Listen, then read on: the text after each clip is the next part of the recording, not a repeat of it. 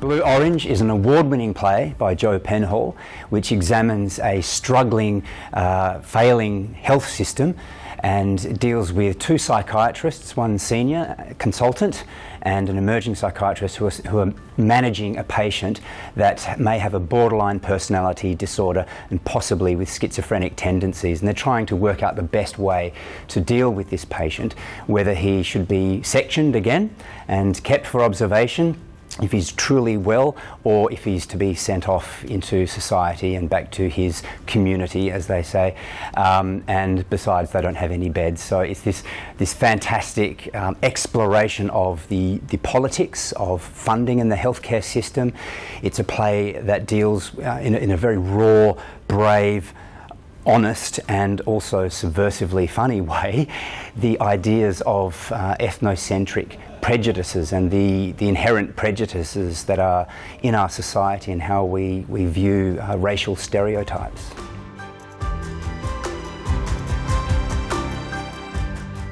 I actually saw this play at the Duchess Theatre in 2001 with my wife Rebecca, who's also a producer for Theatre 180.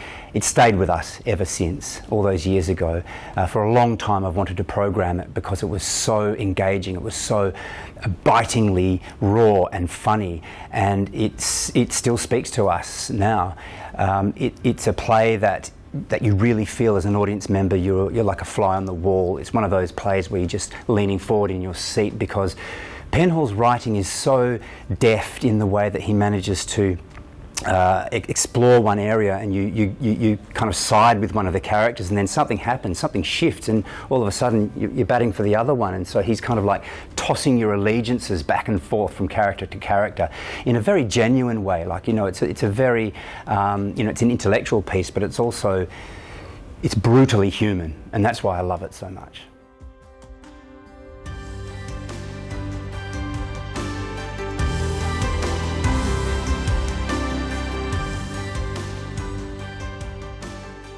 So Joe Penhall is an Australian writer who was living in London at the time, so I think that gives you a certain perspective when you are, I guess, visiting and living in a different community to the one that you were growing up in.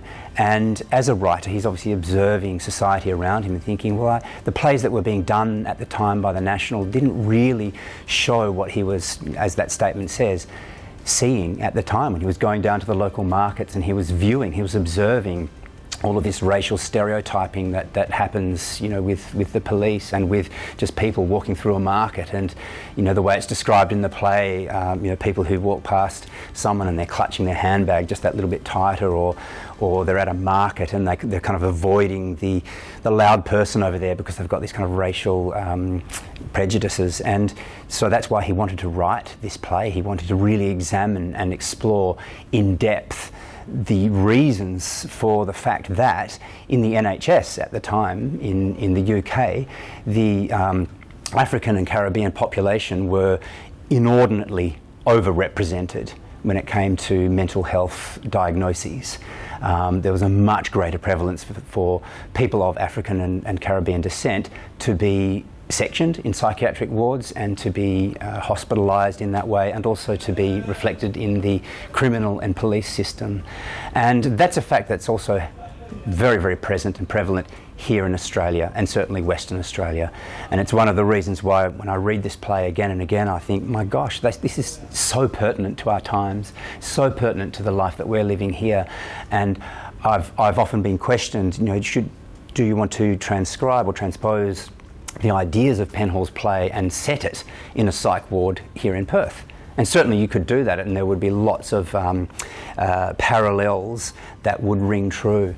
But I often think it's actually, in a way, there's no need, because we know where we live, we know what's going on around us, and that's the beauty of art and good writing and theatre, is that you can express these ideas and present a story that might be slightly different to the one you're living in, but from which you can extrapolate your own connections and make the connections to the world that's around you. And I think that's even stronger. I think that's an even clearer way of actually getting to someone's psyche as an audience member and to make change, to evoke an empathy and an understanding that leads to social change. That's why theatre is so powerful.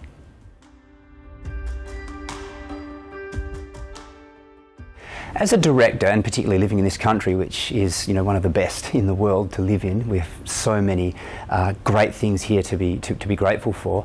I always program a story with heart. I always look for stories that grab you and engage you.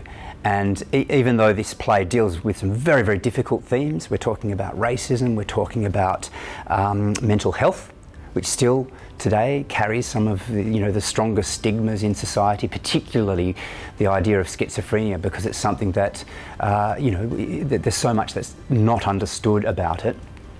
And also we have a much higher prevalence of mental health issues in society, particularly in a post-pandemic world, if we can say that now, where there's a lot more pressure that has been placed on mental health and the mental health system. And it's something that needs a lot more funding because we need to deal with it. I think as a director, it's these sorts of issues that really appeal to me and engage with me because they're all around us, and it's the idea of us as artists being able to explore that. When you go into a theatre, it's a safe space in a way. We can take these difficult themes of racism and so on and actually kind of expose them because the audience is observing. They are asked to engage, of course. Yes, they're as I said, fly on the wall, and we're presenting this in the round, so it's very, very intimate, the space, but it does give you the license to be able to say things that are challenging and to hear things that are challenging and therefore be able to put yourself in someone else's shoes, and that's what leads to that empathetic change.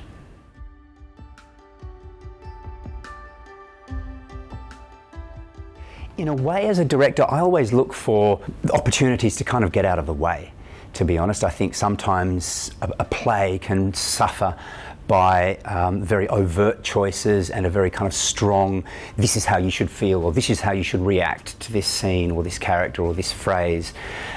Good writing is the start of everything we do at Theatre 180. And as soon as you've got good writing and you've got a wonderful design to cocoon and support the storytelling, and of course 3 wonderful performers, then you almost like you just step back and let it take its course. As a director, the choices that will have the most impact are to set this in the round so that we can really ask the audience to be together in the way they view and hear this story. Placing it in a traditional proscenium arch setting, often there's a tendency, especially for difficult themes, for audiences to kind of put up a barrier and say, okay, well, there's the stage, here's the audience, I'm going to block out what I don't like to hear. It's really easy to do. But when you're in the round, not only do you see and hear the performers on stage, but you're also looking, and you can't help but see and be aware of the audience around you, the people opposite. And so you kind of get this ripple effect of laughter, and it's a really, really funny play. It's subversively funny in a lot of places, but then it's kind of cutting in its edge. And you get that ripple effect, and you really get a sense that you're all in it together. And it creates that shared experience that leads to magic. So that's probably the biggest directorial choice that will lead to an impact. The second one is that the performance space is very, very small. So we've actually only got, it's about 3 square metres. So by the time you've got 3 people on stage, you've got 3 chairs, you've got a table and the requisite bowl of oranges that's called for, and you've got the water cooler. There's not going to be a whole lot of room. So really, as a director and as performers, there's going to be quite a strong challenge for us to keep it real, to keep it, well, it's not a challenge actually, it makes it easy in a way because you can't hide behind anything. It demands an authenticity and a realness to it. So it really is going to be like sitting in the room with these people and overhearing a conversation.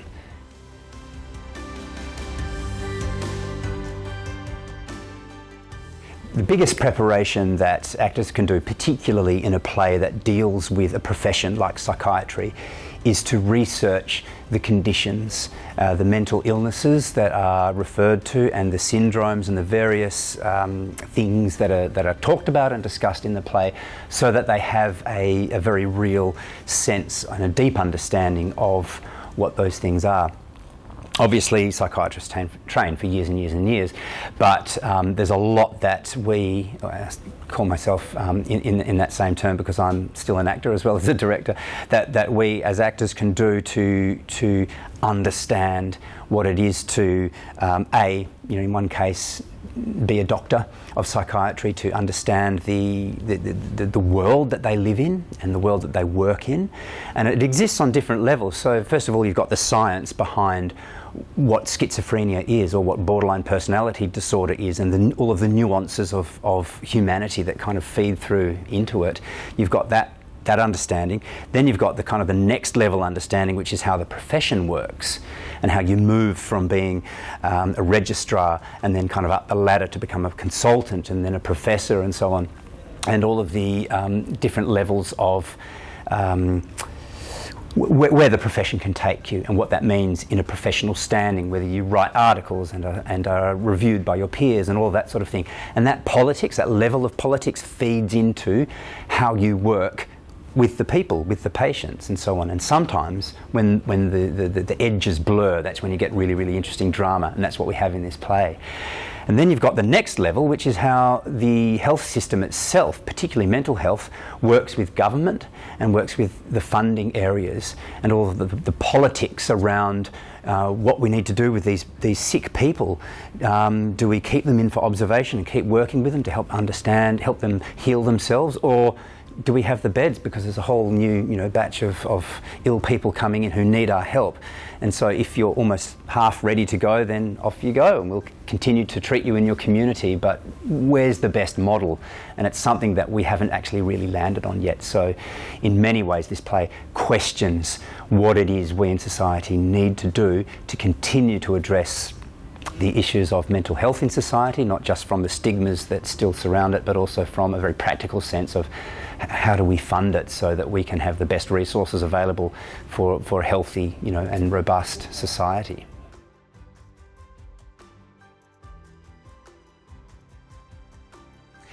Yeah, this will be really interesting because in one sense, when you get on the rehearsal room floor, you just want to create space so that the actors have room to play and to move and that sort of thing.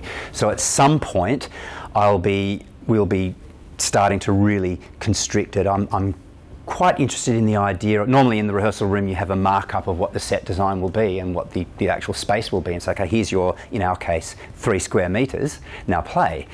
But I'm wondering that it might be interesting for us to kind of explore the play in a much bigger sense and give ourselves a lot more space so that we can really physically take it further and kind of allow ourselves to be free and explore it. And then in stages we can progressively start to shut down and close it in so that ultimately the play takes place in a consultation room, which is a very, very small room, with a door and 3 chairs, and that's what we'll rehearse in. We'll probably take it off-site at different points, and rather than rehearse in the hall where you've got all of those other stimuli around you, the big room and the tables where you sit and have your lunch and whatever, we'll take it out of that and actually rehearse it in a very, very small room to get a sense of what that's like, to get a sense of how when the conversation erupts and kind of like spills over and the emotion spills, how does that feel to be in a room and to maybe not have the sense that you don't want people around you to hear and that kind of thing, because all of those things impact on the way you behave. And ultimately that's what we're exploring, of course, is we're exploring human behaviour in certain circumstances. And this play places 3 characters in very, very tense circumstances. They all have a lot to lose and they all have a lot to gain, and that is all played out as in terms of how they bounce off each other and play each other, because they're all playing games with other people for different outcomes, and the result is just brilliant.